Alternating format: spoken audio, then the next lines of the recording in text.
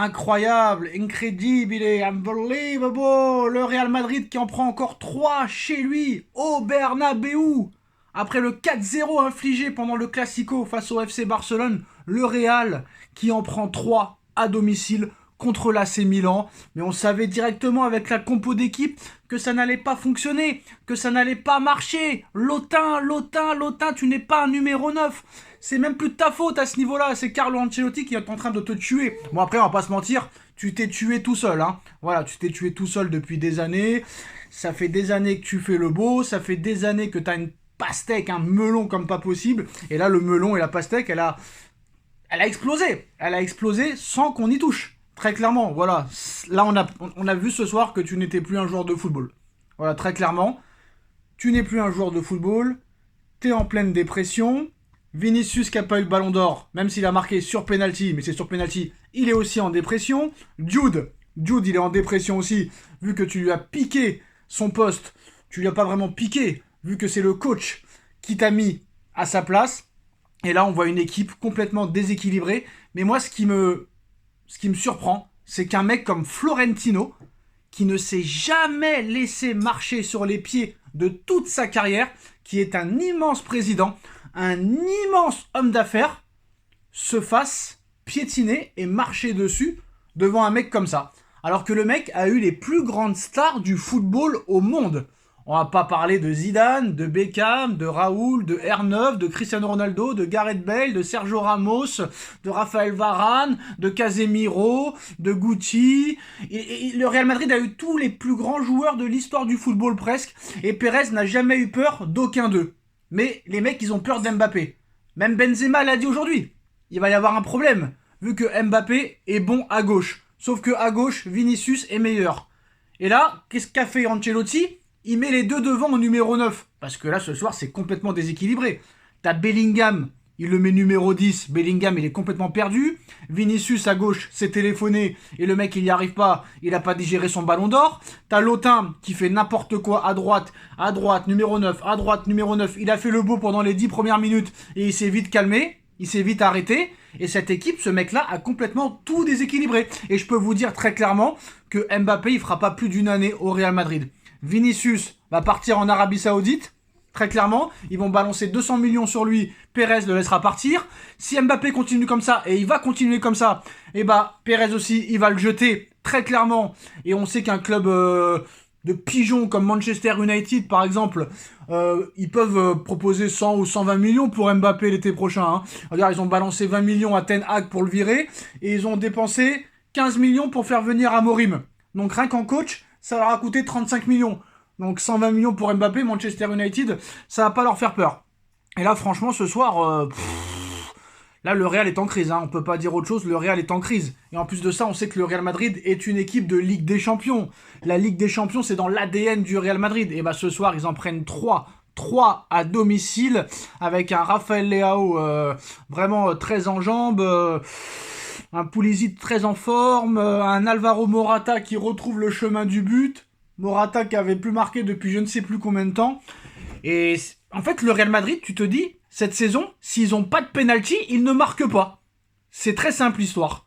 Depuis le début de saison, tu enlèves tous les penaltys sifflés pour le Real Madrid, il y a au moins 5 ou 6 buts en moins.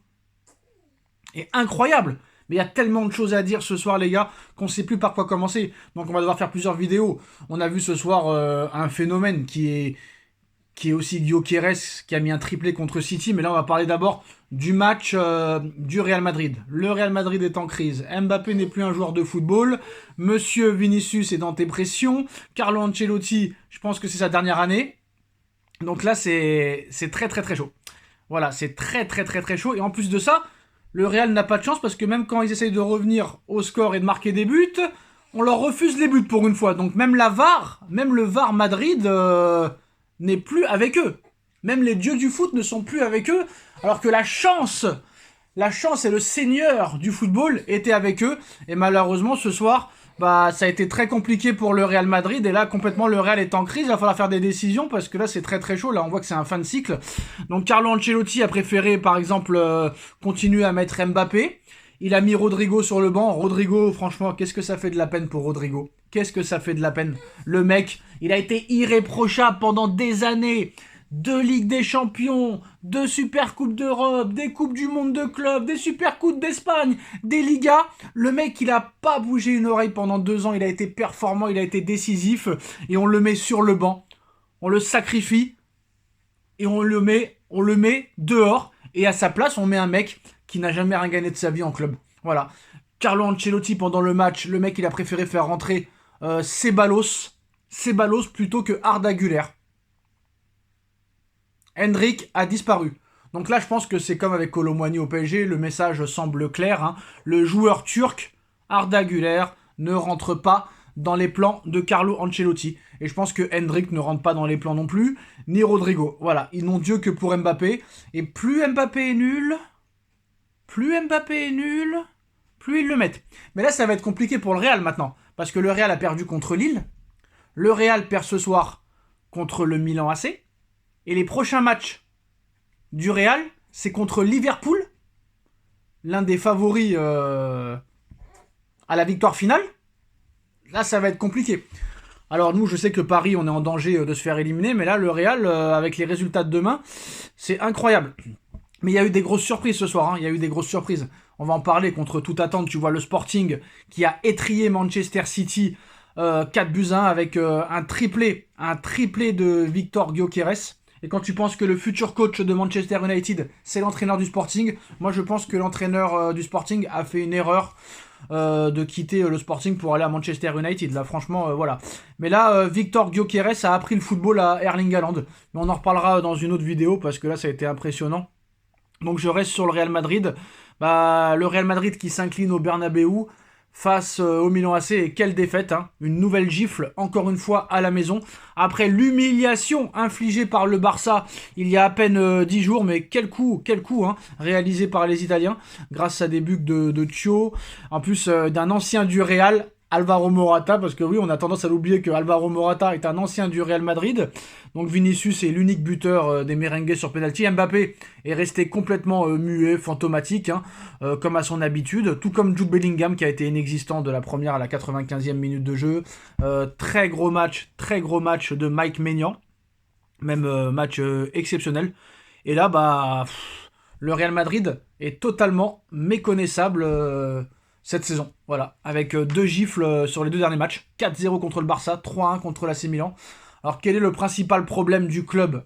Moi je dis que c'est Mbappé, très clairement. Et surtout les premiers responsables, c'est ces mecs-là, ces dirigeants-là, qui ont eu les meilleurs joueurs au monde, hein, que ce soit Ancelotti avec l'AC Milan, ou avec le Bayern, ou avec le PSG, ou comme Pérez qui a dirigé tous les meilleurs joueurs du monde, et peur d'un mec comme ça. Donc moi je pense qu'il doit se passer quelque chose en interne. Je sais pas si dans le clan Mbappé, il y a des voyous, il y a des caïds, je sais pas, mais il y a un problème. Il y a un problème, parce que quand tu fais la misère à Cristiano, quand tu fais la misère à tous les meilleurs joueurs du monde, mais que t'as peur d'un petit gars comme ça, avec sa grosse tête là, c'est quand même qu'il y a un problème. Donc en interne, il va falloir que les médias fassent leur métier. Il y a un problème, parce que je vois pas en quoi tu peux avoir peur de ce mec. Le mec, il est nul, il fait pas l'affaire, tu le dégages. Il faut que ce soit aussi simple que ça. Voilà. Et je pense que le mec, il a laissé complètement le football à côté. Il a pété les plombs. C'est même pas cette histoire avec la Suédoise ou quoi que ce soit. Le mec se permet de ne plus aller en équipe de France. Le mec se permet de critiquer tout le monde. Le mec se permet de demander 55 millions d'euros au club qui t'a fait connaître et qui est venu te dénicher de Monaco. Donc le mec est passé complètement à côté de la réalité. Et le mec n'est plus un joueur de football, très clairement. Ils l'ont fait venir pour faire un coup économique. Mais là, ça va finir à la Eden Hazard. Très clairement, ça va finir à la Eden Hazard. Sauf que Eden Hazard, lui, il avait 31 ans. Lui, il en a 25. Et comme je le dis, n'oubliez jamais, le mec, il va avoir 26 ans le mois prochain. 0 ballon d'or, 0 euro, 0 but marqué dans un euro, 0 FIFA The Best. Je pense que je vais m'arrêter là. Je pense que c'est mieux comme ça. Voilà. En tout cas, pour moi, c'est plus un joueur de football. Et je pense que sa carrière, elle va vite s'arrêter. Donc voilà. On verra ce qui se passera dans le futur, mais je pense que là, tout le monde est en danger du côté du Real. Il va falloir qu'ils prennent des décisions très fortes, parce que là, c'est la crise pour eux. Et ça va être très très chaud. Et 2 défaites en 4 matchs de Ligue des Champions pour les merengues. Ça chauffe, ça chauffe. Alors, est-ce que Carlo Ancelotti doit-il mettre Mbappé sur le banc? et revenir à son attaque de toujours, son attaque qui a remporté 2 Ligues des Champions les 2 dernières saisons, Vinicius, Rodrigo, Bellingham, je pense que c'est ça qu'il faut faire. Voilà, Mbappé est le maillon faible, qui remettent Vinicius, Rodrigo et Bellingham, et il continuera à regagner comme avant. Voilà, dites-moi en commentaire ce que vous en pensez, on se retrouve tout de suite sur la chaîne Les Vidéos de Nono et Sacha. Tchuss.